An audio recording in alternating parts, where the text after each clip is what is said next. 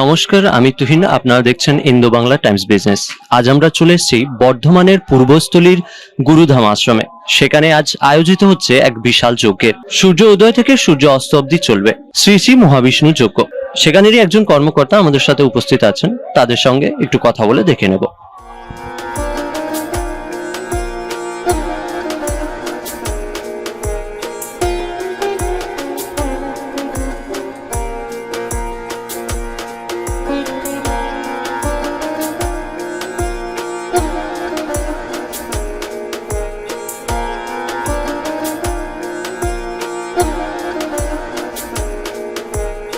এই গুরুধাম আশ্রম প্রতিষ্ঠিত হয় 2004 সালের এই 2রা জানুয়ারি।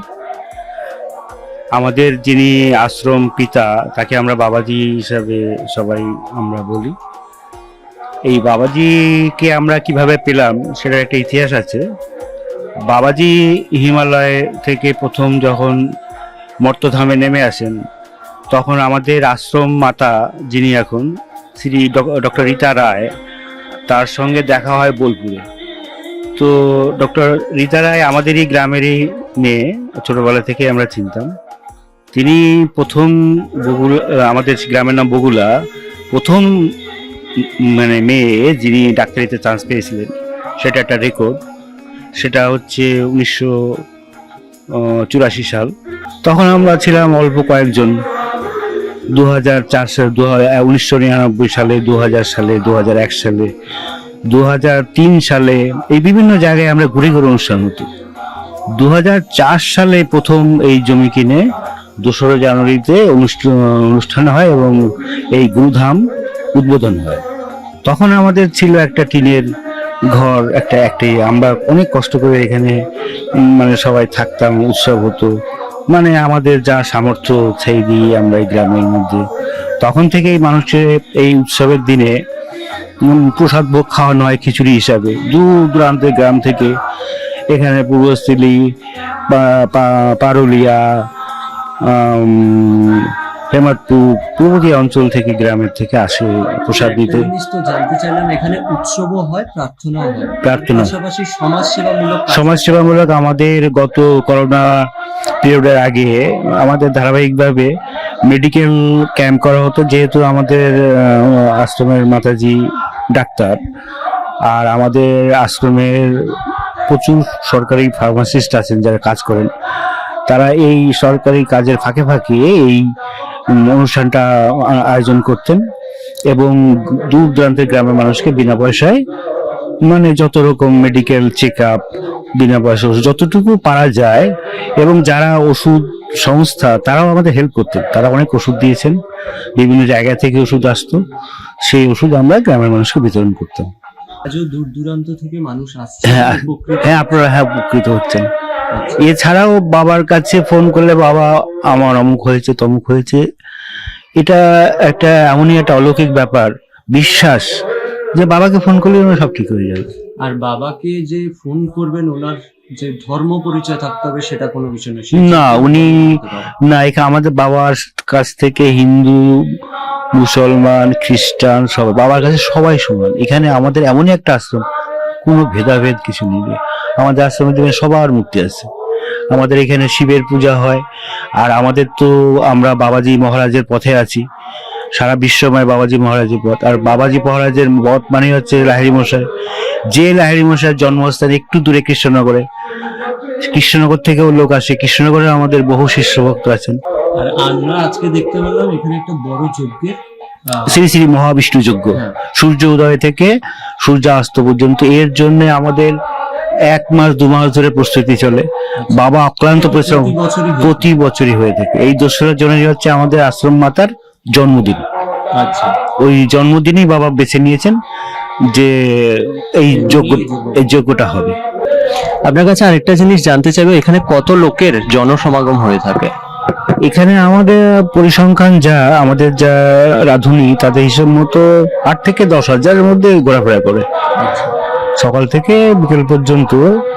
কারণ আমাদের তো একটা নির্দিষ্ট টাইম এখনো করতে পারিনি যে এখন বন্ধ হবে, কারণ গ্রামের লোক তো ওরকম একটা 8 থেকে 10-এর মধ্যে থাকে। আরেকটা, আপনি বাবার বিষয়ে তো বললেন, কিন্তু বাবার বিষয়ে খুব গভীরভাবে আমাদের জানা হয়নি। বাবার বিষয়ে যদি আরেকটু আমাদের খুলে জানান, আমাদের দর্শক বন্ধুদের খুলে জানান। বাবা অ্যাকচুয়ালি আমাদের কাছে মানে আধ্যাত্মিক একটা রহস্য।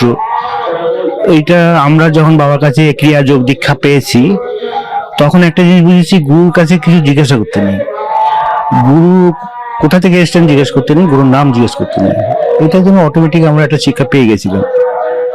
তবে বাবা একটা কথা বলেছেন, উনি হিমালয়ের গুহা আছে, গুহাতে উনি ধ্যান করতেন, অনেক ঘটনাপুঞ্জি বলেন। হরিদ্বারে ওনার সঙ্গে বহু জায়গায় ঘুরেছি, বদ্রীনাথ, হরিদ্বার, যেখানে যাই দেখি।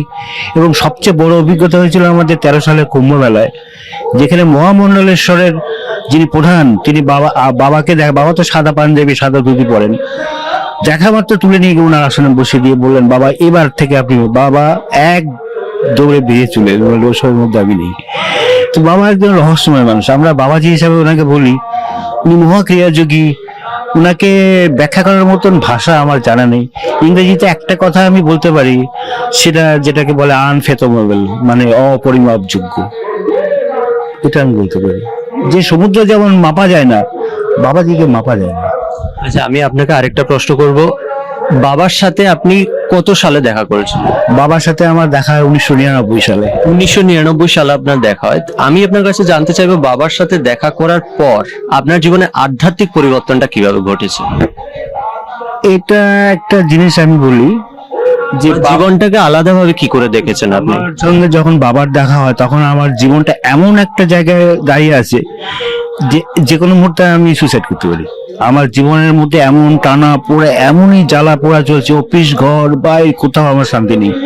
সেই সময় মনে প্রাণে আমি ভগবানের কাছে প্রার্থনা করছি যে আমি আর পারছি না।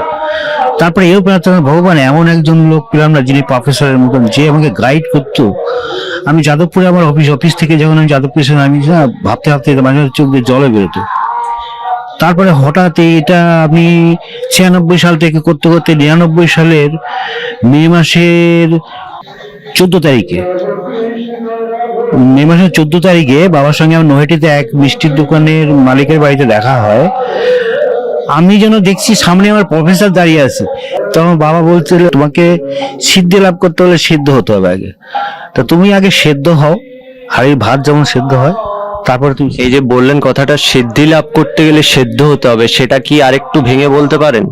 সেই জিনিসটা, সেই বিষয়টা কি, সেদ্ধ হওয়াটা কি? সেদ্ধ হওয়াটা হচ্ছে এই জীবনের যে টানাপোড়েন, মানে জয় পরাজয়, মানে মান অপমান, এই ভেঙে পড়ে মানুষ। সব বড় বড় কবি সাহিত্যিক লেখকদের জীবনে হয়, ছাত্র জীবনে হয়, কেউ ভেঙে পড়ে, কেউ জীবন থেকে বেরিয়ে যায়।